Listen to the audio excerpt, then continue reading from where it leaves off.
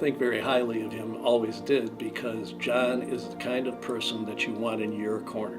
John and I were there at the beginning when we had more ideas than capacity, more ideas than money, and I can't tell you how proud I am that he has stayed with this purpose. Now, John is just a very bright guy, and he's very committed to the region, and he's very committed to manufacturing. John is he's a big thinker, and he's been able to take all of these various inputs and be able to build a sense of direction, obviously for 25 years. I've respected John a lot for he's got an uncanny ability. He knows the public sector, he knows the funding principles and the way that he goes about, and the amount that he handles and the way he handles it is something that he could have been a success in many other lines of work if he so chose. John really gave us a sense of place, I think, in Cleveland. He's a very cerebral guy, he's very bright, he's always looking for the next thing.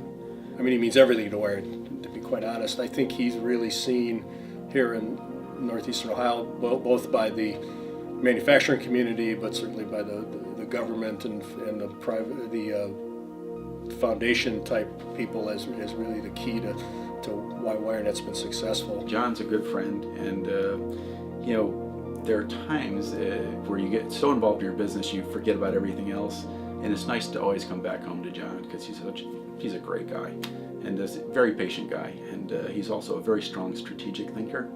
And I have to say that I've really enjoyed our relationship for over the last almost 12, 13 years. A tremendous amount of respect for him from the standpoint of his business acumen and what he has done for the organization. It's when he does decide to retire, it's going to be interesting to fill the shoes. You will not fill them. You will not fill his shoes. You'll find somebody to do the stuff that he does, but you will not fill them. John embodies WireNet, and if we've had conversations about how to separate those two things for the preservation of WireNet in the absence of John, and that's still an ongoing conversation. How do you do that?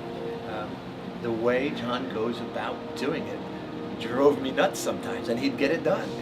He'd be scratching notes and no lines, and he'd be doodling, and like, oh my gosh, what are we doing in this meeting?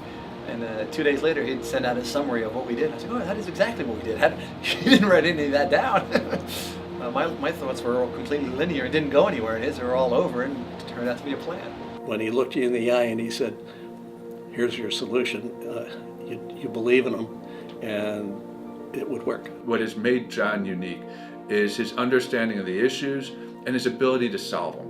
When there is an issue, it might be a new program that needs to be developed, a new resource for the community.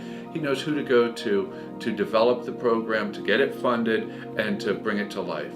And that's his real gift. Thank you, John, for your steady hand.